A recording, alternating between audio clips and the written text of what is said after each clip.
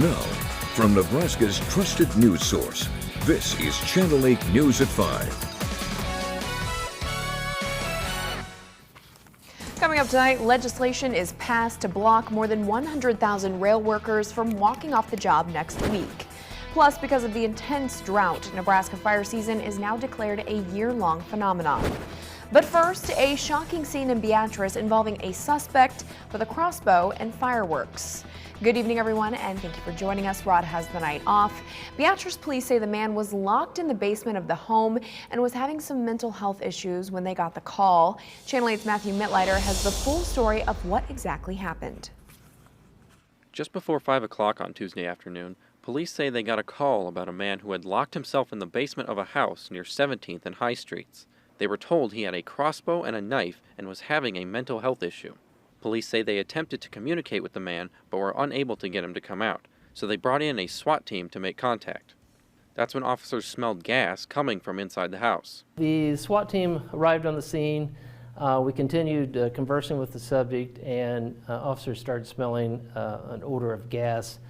At that time, they thought maybe he had ruptured the gas line, so we called Black Hills out to try to shut the gas off for us, which they did. Neighbors were asked to evacuate their homes following the gas leak, but were not forced to leave.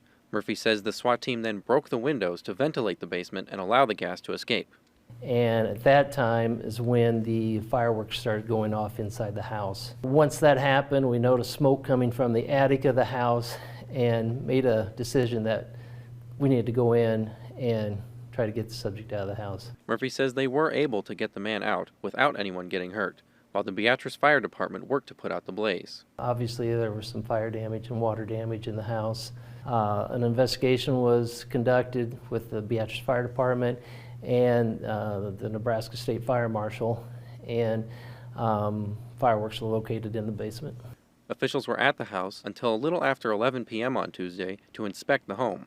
Police say the man did fire the crossbow at the basement door at some point, though it's not clear whether it was during the standoff. The suspect has been taken into protective custody and, according to police, is currently being evaluated at the Lincoln Crisis Center. They say they're not yet able to share what charges he'll be facing or his identity. Beatrice Community Development says the home is currently being condemned after a number of hazards, including toxic materials, were found inside.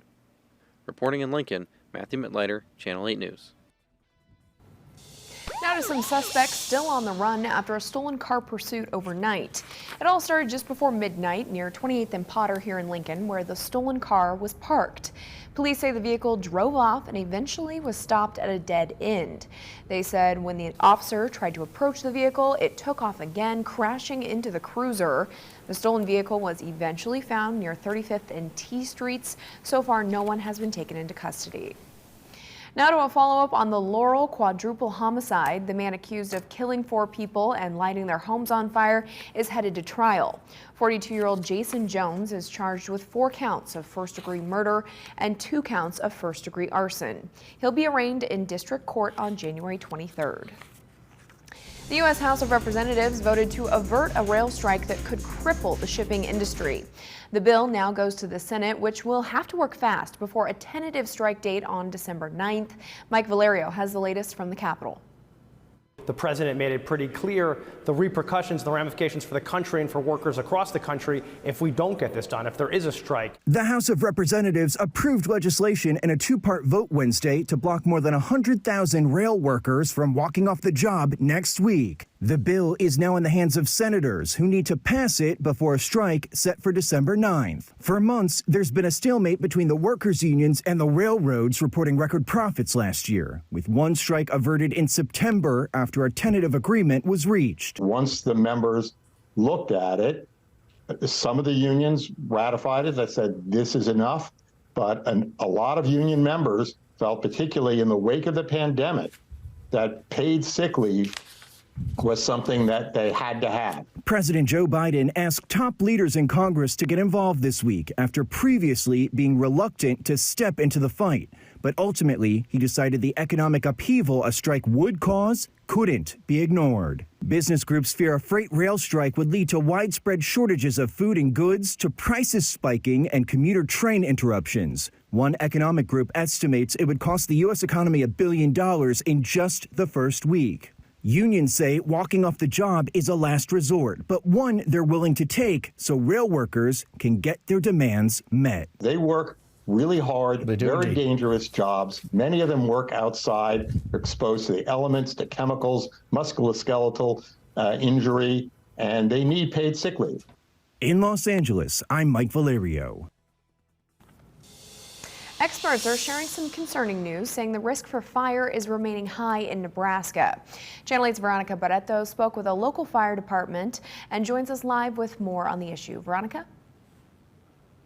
Nebraska crews have been stretched to the limit, fighting deadly and destructive fires all year, and the risks are still high even as we enter winter season.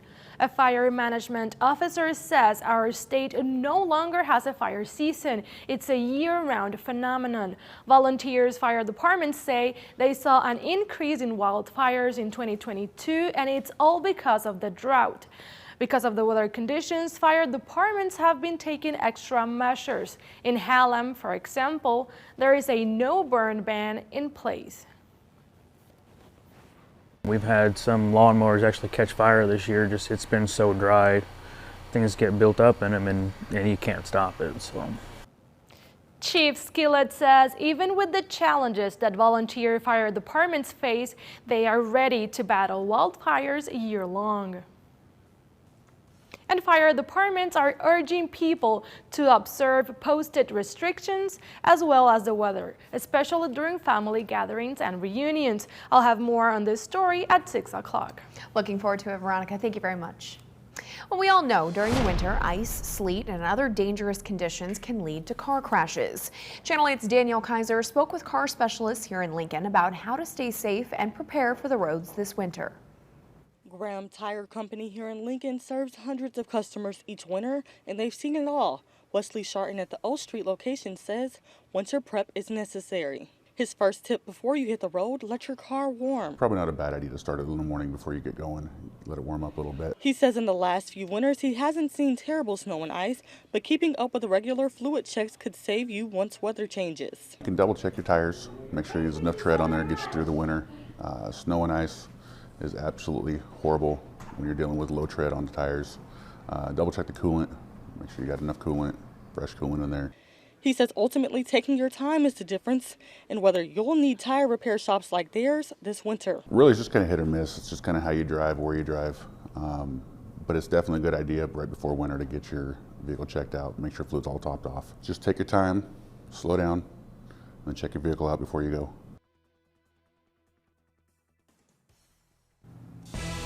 And that was Danielle Kaiser reporting for us. Speaking of the weather, let's talk to Chief Meteorologist Rusty Dawkins. Rusty, some sunshine today, but man, it was deceiving with those cool temperatures. Yeah, it was really cold in some spots early this morning too, below zero for portions of western Nebraska. Look at these temperatures. 8 degrees below zero in Scottsbluff this morning, 9 degrees below zero in Valentine, and we were just a handful of degrees below zero for much of the western half of the state. Now, the eastern half of the state, a little better. 15 in Lincoln was one of the warmer spots along with Nebraska City, 16 in Omaha this morning, 10 in Grand Island as well as Hebron. So it was a chilly start to the day, and part of the reason was we had clear skies and some fresh snow in some spots, especially from the Panhandle and parts of north central and northeastern Nebraska. Now just a few clouds out there, that's about it. The sun going down. Schoen's roofing cam at South 6th Street and Perkins in Beatrice showing a very quiet but chilly evening, 28 degrees for Beatrice, 28 degrees also, or 26 in Nebraska City, 30 in the capital city. Notice the teens just off to the north, O'Neill at 19, 17 in Norfolk. Just about everybody in the teens, 20s and 30s. A little bit of a wind out there. It's out of the, well, it's kind of variable at 5 to 10 miles per hour. So not much of a wind, so not much of a wind chill, which I guess that's the best news I can give you all day. The forecast for tonight, temperatures will slowly drop into the teens and then bump right back up into the upper 20s by early tomorrow morning. So it's going to be one of those odd nights where I think the low temperature will happen just before midnight, and then we'll slowly start to warm up as we head towards early tomorrow morning. We do have some warmer temperatures in the forecast too. More on that in the full forecast. Sounds great, Rusty. Thank you. The City of Lincoln would like your input on a big project. It's finding a second water source for the city. The mayor says securing that would ensure Lincoln has sufficient water for future growth and prosperity. Lincoln is a growing and vibrant community, and as we grow and we have more people here, we also need to grow our natural resources supply so that we can support this incredibly vibrant, growing community. So we have adequate water supply for the next 25 years or so, but we do need a second source to continue to support the growth of Lincoln. An open house will be hosted by Lincoln's Transportation and Utilities Department and the Mayor's Water Source Advisory Council. Now, the public is welcome to ask questions or voice any concerns. It's tomorrow night at North Star High School from 5:30 to 7:30. Some sad national news to share today. Fleetwood Mac's Christine McVie has died. Her family says she passed away peacefully in the company of her family at a hospital after a brief illness. The singer and songwriter was behind some of Fleetwood Mac's biggest hits. The band also issued a statement saying she was the best musician anyone could have in their band and the best friend anyone could have in their life. She was 79 years old. Still to come on the news tonight, after 6 employees were killed at a Virginia Walmart, one survivor is speaking out and filing a lawsuit after their concerns about the shooter were ignored. The latest after the break.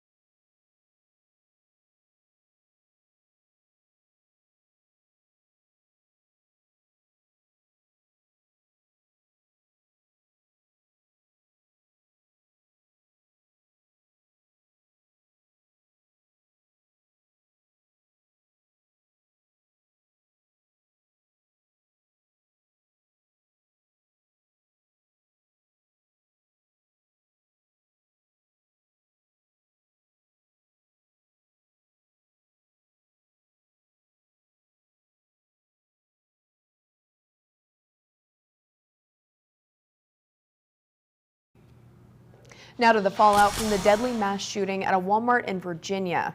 One of the survivors is suing the retail giant, saying she filed a complaint against the gunman 2 months ago and the company did nothing about it. Here's ABC's Alexis Christoforous with the details. An employee at the Virginia Walmart, where 6 of her co-workers were killed, says she filed a written complaint to the company about the alleged gunman's bizarre behavior 2 months before the mass shooting, but that nothing was done. Her mother speaking exclusively to ABC News. Psychologically, she's tormented right now. She's having a lot of sleepless nights, obviously. She's had several panic attacks. In the $50 million lawsuit, employee Danya Prelo accuses Walmart of negligence, claiming the company knew the alleged shooter had known propensities for violence, threats, and strange behavior, but continued to employ him.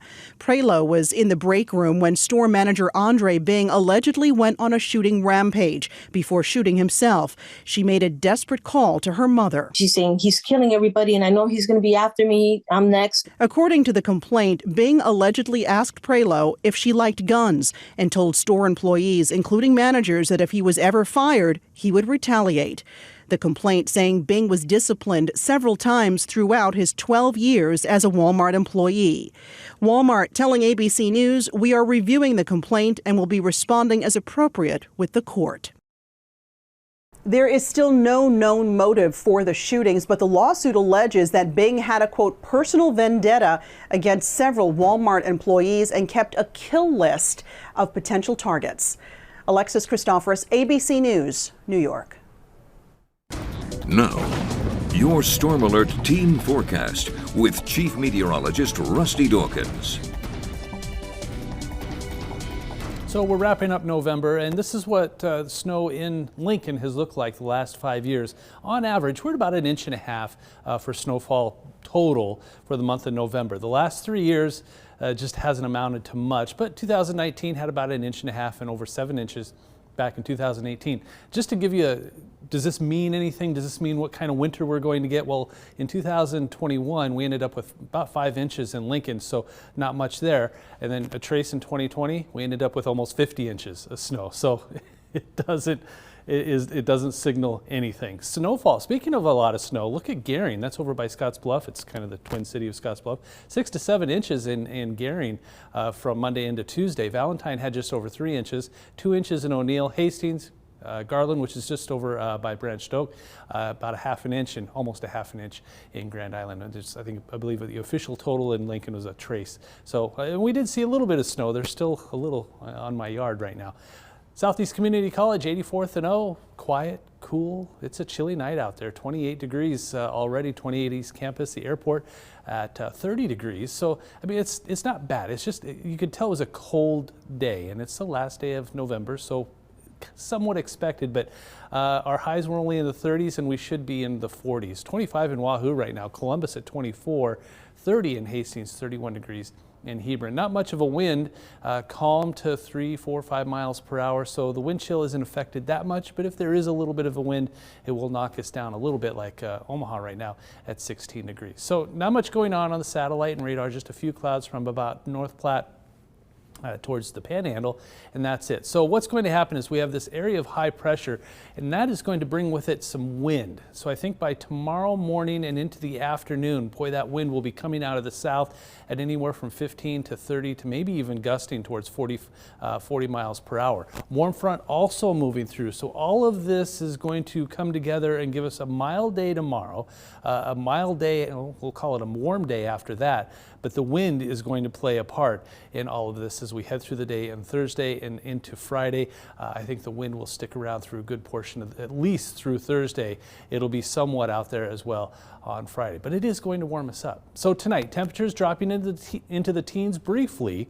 Then we'll start to warm up as we head past midnight, and I think we'll eventually get to around the upper 20s by 6 or 7 o'clock tomorrow morning, so a little bit better. But we'll say 18 officially, but again, when you wake up tomorrow morning, you can tack on 10 degrees. South wind, part of the reason, 10 to 20 miles per hour. Then highs tomorrow, we'll get to around 50, upper 40s, lower 50s, but it is going to be on the windy side. That south wind 15 to 35 miles per hour, perhaps gusting just a little bit higher. So 50 just won't quite feel like that. We'll see plenty of sunshine, and similar on Friday, 62 degrees, still on the windy side. But then a cold front rolls through and knocks us back down to reality, 36 on Saturday. So we go from 62 to 36, and then we bounce back a little bit on Sunday. We're kind of bouncing around with those temperatures. A small chance for some light mixed precipitation on Monday, otherwise partly to mostly cloudy and 42. And then up and down we go, lower, middle 30s. And into the 40s throughout next week. No real chances for precipitation yet. It is continuing to be very dry, but we're just getting started in the winter season, so there's still plenty of time to get that much needed snowfall that everybody kind of wants. Oh yes, and desperately needs. Let's so hope for that, because with Veronica's story, saying that wildfires and fire season no longer exist in Nebraska. It's year-long because of the horrible drought. Yeah, so hopefully we can get snow like we got a couple of years ago. That would really help. It would. All right, thank you very much, Rusty. Positive day on Wall Street today. The Dow gaining 737 points. NASDAQ also up, getting close to about 500 there. S&P adding 122 points. Here are your numbers. You're watching Channel 8, Nebraska's trusted news source.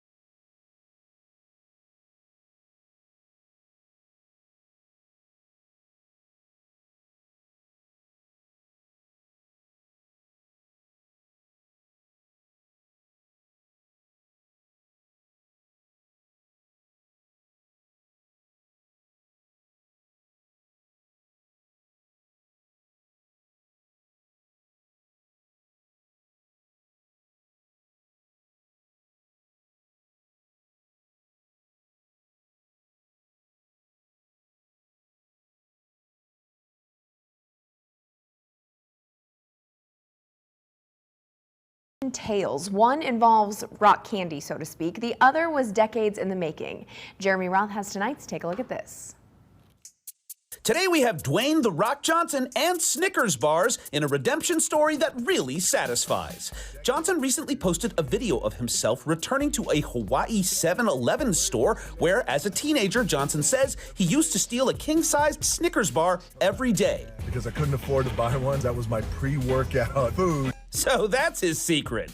Anywho, The Rock decided to right his decades-old wrong by buying every last king-size Snickers in the store, and even treated the other customers to their own snacks. The inspirational transaction left the shelves bare, but Johnson's heart was full. He said he finally got to exercise his chocolate demons. Hey, I'm inspired too. I think I'll start my fitness journey with a Snickers bar right now. Speaking of righting a past wrong, a Minnesota librarian has a story to tell after being taken aback by a book returned after 47 years. Karen Rodricks says a patron mailed a Mercedes-Benz repair manual to the Lake Elmo Library with a handwritten note saying it had been checked out in the mid-70s. My apologies to anyone in Lake Elmo who was working on an old Benz in the last 47 years.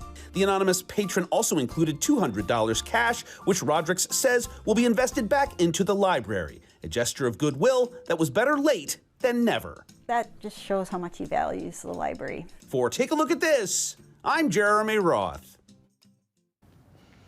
And finally tonight, for the third year in a row, Bad Bunny was Spotify's most streamed artist worldwide. Spotify Wrapped is a yearly roundup of artists and songs users spent the year listening to.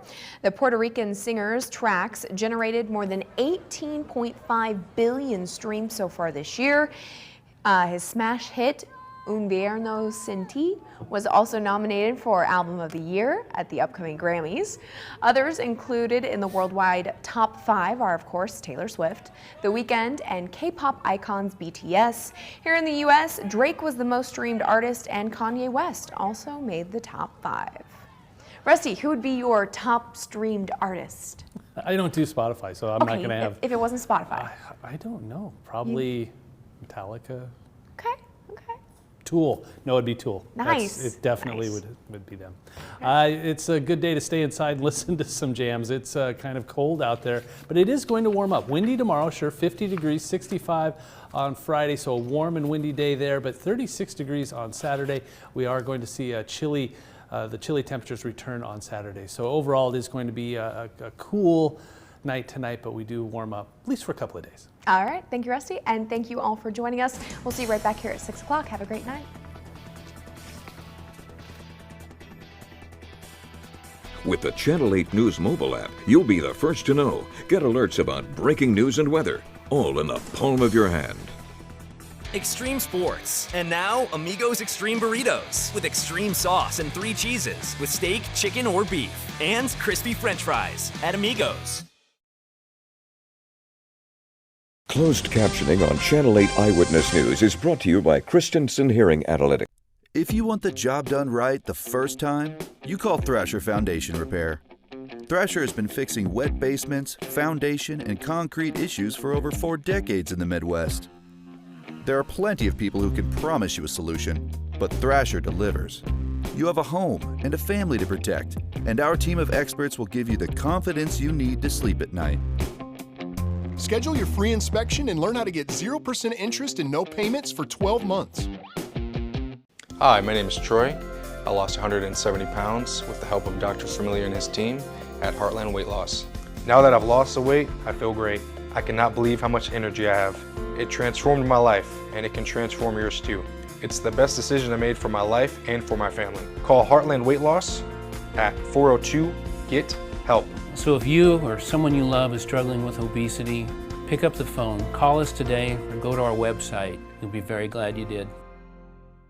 Attention Medicare beneficiaries. If you have or are eligible for Medicaid, please listen closely. You may be eligible for a Medicare Advantage plan from WellCare with a 0 or low plan premium. Call now. We can answer your questions and help you enroll over the phone. WellCare provides access to essential benefits that go beyond original Medicare, such as dental, vision, hearing, and prescription drug coverage with free home delivery. Free over-the-counter healthcare items, free groceries with a healthy food card, free gym membership, and home-delivered meals. Plus, extra benefits like more access to care with free transportation and WellCare's telehealth services, including online doctor visits.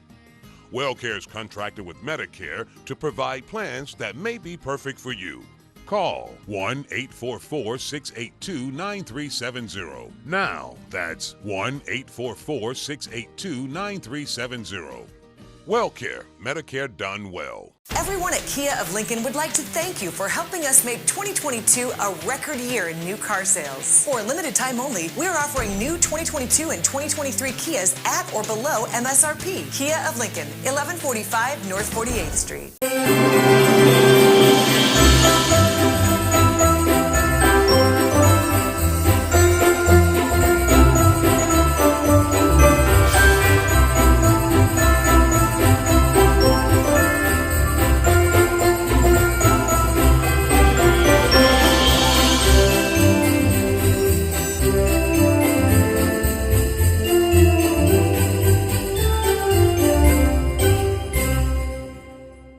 Enjoy the convenience of a remote car starter from Auto Sounds of Lincoln. Tonight, the deadly tornado outbreak. More than 30 reported tornadoes. We're live on the scene at this hour, and the system now moving across the Northeast. This evening, 2 people killed when a confirmed EF2 touched down. Winds up to 120 miles per hour. Search and rescue teams going door to door looking for possible victims. The twisters hitting several states. And in the Northeast tonight, heavy rain and strong winds from New York City to Boston. Rob Marciano is live. Tonight, will the rail strike be averted here in the U.S.? Congress taking action. Tonight, House Democrats and Republicans voting to force workers to accept a tentative deal. So what next from the Senate, with questions still remaining over sick leave? Rachel Scott live on the Hill for us. The emotional plea tonight, and you'll see it, from a family urging parents across this country to know who your children are talking to. Chilling new details tonight. The former Virginia state trooper who allegedly posed as a teenager and drove across country to pick up a teenage daughter. Police say killing the family and burning the home, and what he allegedly did to that family. Matt Gutman reporting. Tonight, the new images coming in, the volcanic eruption on the Big Island of Hawaii, and now the real concern tonight over the main highway there. Mola Lengi reporting. The terrifying moments for police, their body camera video after a deadly shootout while searching for a suspect. The startling moment he's found hiding under the mattress, opening fire on the officers. Tonight we have important news on Alzheimer's, a new drug, and results coming in from patient trials in the early stages and what researchers are seeing already. This is promising, so will the FDA act and when? Prince William and Princess Catherine here in the U.S. tonight amid the headline back home in London at Buckingham Palace.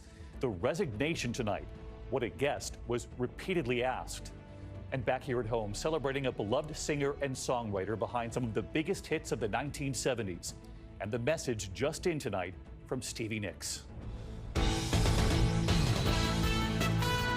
From ABC News World Headquarters in New York, this is World News Tonight with David Muir. Good evening, and it's great to have you with us here on a very busy Wednesday night. And we begin tonight with the deadly tornado outbreak. More than 30 reported tornadoes already tonight, 11 of those tornadoes confirmed in just the past 24 hours, many hitting during the night. A mother and her 8-year-old son did not survive. This tornado right here, one of the ominous sights seen over Louisiana, Mississippi, and Alabama, many more spinning up after dark. Families sorting through the damage of their homes in Lowndes County, Mississippi today. Rescue teams still going door to door. An EF2 tornado with 120-mile-an-hour winds shattering the Flatwood community. This is Montgomery County, Alabama you're looking at, where that mother and young son were killed. The father, we're told, survived but was then rushed to the hospital. And in eastern Alabama tonight, many families are homeless after a tornado made a direct hit on their apartment building. At this hour, heavy rains and strong winds now from New York City to Boston from this system. But first, the damage from these tornadoes. Senior meteorologist Rob Marciano leading us off tonight from Alabama. Tonight, the system that spawned nocturnal twisters across 3 states is on the move. I'm right inside the circulation. More than 30 reported tornadoes in all. In Caldwell Parish, Louisiana, flashlights piercing the darkness as they desperately search for survivors. At least 2 injured there. In Alabama, just after 3:15 in the morning. It's rapidly moving eastward. So Wetumpka, you need to be in your safe place. You got this storm approaching from the west. An EF2 tornado, winds up to 120 miles per hour, touching down north of Montgomery, sending trees crashing into homes, ripping apart others, debris hanging from utility poles. This is what's left of a community center. Tragically, that twister killing a mother and her 8-year-old son. A relative identifying them as Chiquita Broadnax and Cedarius Tell. The boy's father rushed to the hospital. I think the tornado really just came very, very quickly in this case. In Utah, Alabama, a different twister making a direct hit on this apartment complex. Look at all this building material, just everywhere. Up there, a 4x8 piece of plywood impaled on that tree. This is where kids would normally be playing, but the walls and roof of those bedrooms blown out. Amazingly, no one here seriously hurt. Kathleen Jones rode out the storm here with her 3 kids. So it came through, you heard it, and what you and My your kids. apartment just was shaking. What'd you do with your kids at that point? All I could do was just grab them up, and we all went into the closet, and I just told them about it, cover their heads, and all I was just saying was, God, please help her. That's it. All I could do was just call on Jesus. Their home now condemned. It's just incredible. You could hear the alarm still going off behind those interviews you were conducting there, Rob. The damage obviously widespread behind you across multiple states tonight, and the system now moving into the east.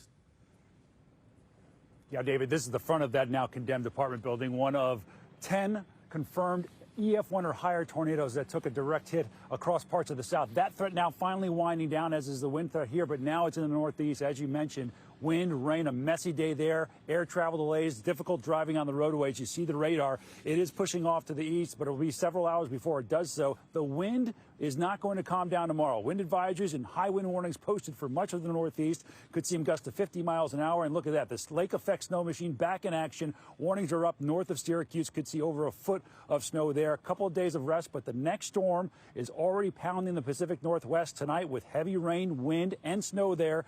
Winter storm warnings are posted for the Cascades down through the Sierras. I think we'll see stormy conditions all the way down to Southern California, 1 to 3 feet of snow in parts of the upper elevations. This storm as well will go coast to coast.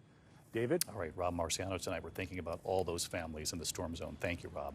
In the meantime, we're also following new developments tonight in the race to try to avert a crippling rail strike here in the U.S. Tonight, Democrats and Republicans in the House voting to enforce the tentative contract. So what now from the Senate amid questions still about sick days? Rachel Scott with late developments from the Hill tonight. Tonight, in a bipartisan vote, Congress taking the first step to avoid a catastrophic shutdown of the nation's railroads. The joint resolution is passed. The House passing a bill to prevent a rail strike, forcing workers to accept a tentative deal reached earlier this year and avert a shutdown that could cost the economy up to $2 billion a day, driving up the cost of everything from gas to groceries during the holiday season. A shutdown would grind our economy to a halt and every family would feel the strain. Under the Constitution, Congress has the power to intervene in matters regarding interstate commerce and the national economy. But the move is controversial. While the deal would give rail workers their biggest raise in decades, it only includes one additional day of paid leave, and some unions are calling for more. I think some guys are upset that Congress isn't letting this process play out. Jacob Forsgren is a track welder in Lincoln, Nebraska, and a member of one of the 4 unions that did not sign on to the deal. He is home sick with the flu and hopes his manager will approve his vacation time. Otherwise, he says he doesn't get a paycheck. We absolutely do not have sick leave right now. Today, the House passed a separate measure to grant workers 7 guaranteed days of paid sick leave. But only 3 Republicans supported it, and all of it could face more roadblocks in the Senate. Why should the federal government force a contract on workers that they have explicitly rejected, force this on them, and they don't have any say on it? That just seems wrong to me. Tonight, the president insisting the Senate must move quickly and send a bill to my desk immediately. Leader Schumer, are you confident that a rail strike will be averted? We're working hard to get something done and to try to get it done as quickly as possible. All right, that late word from the Senate tonight. Let's get Rachel Scott live on the Hill. And Rachel, the White House press secretary today saying the president has been clear on this, that he believes Congress must send legislation to avert this strike to his desk by the weekend, with or without this additional sick leave bill. With or without it, David, the White House says that the president, of course, supports paid sick leave for all Americans, including rail workers, but he does not support anything that would delay this bill getting to his desk as quickly as possible. The White House noting that the cost of inaction is just so high here that it could have a potentially damaging impact on American families, David. And Rachel, while we have you tonight, the other headline from the Hill, history made today. We know Democrats electing their party's leaders for the next Congress, officially naming Congressman Hakeem Jeffries of New York to succeed Speaker Nancy Pelosi. Yes, David, and Congressman Jeffries now the first black lawmaker to lead a party of Congress. House Speaker Nancy Pelosi officially passing that torch. And a statement, she says this new generation of leaders reflects the diversity of our great nation, David. Rachel Scott live up on the Hill tonight. Rachel, thank you. Also from Capitol Hill tonight, the House and Ways Means Committee has now received former President Trump's tax returns. The Treasury Department turning the documents over a week after the Supreme Court refused to step in to block the move. It is not yet clear whether the committee will make any of the information public or what lawmakers plan to do with Trump's tax records. We turn now to that emotional plea tonight from a family urging parents to know who your children are making contact with online. Amid chilling new details, the former Virginia state trooper who allegedly posed as a teenager and then drove across country to pick up a teenage daughter. Police say killing the family and burning the home. And Matt Gutman tonight on what that former trooper allegedly did to that family. Tonight, family members pleading with parents across this country to know who their children are talking to online. Parents, please, Please know your child's online activity.